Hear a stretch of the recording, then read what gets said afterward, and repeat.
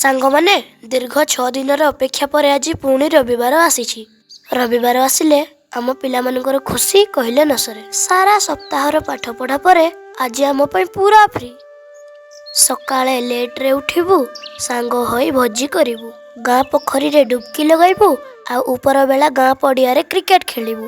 କିନ୍ତୁ ଆମ tuition sir ଜାଣିଶୁଣି ଆଜି ରବିବାର ଦିନ ବେଶୀ ପାଠ ପଢ଼ା ଦେଇଛନ୍ତି।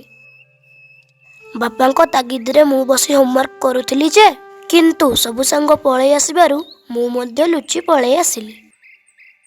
ଆଜି ଆମେ କାକୁଡ଼ି ସାଲାଡ଼ ତିଆରି କରୁଛୁ। ଏକାଠି ସାଙ୍ଗମାନଙ୍କ ସହ ସମୟ କାଟିବା କ'ଣ ଭବିଷ୍ୟତରେ ଆଉ ମିଳିବ? ବେ ସାନୁ, ତୋ ବାପା ବାଡ଼ି ଧରିକି ଆସିଲା ବେ।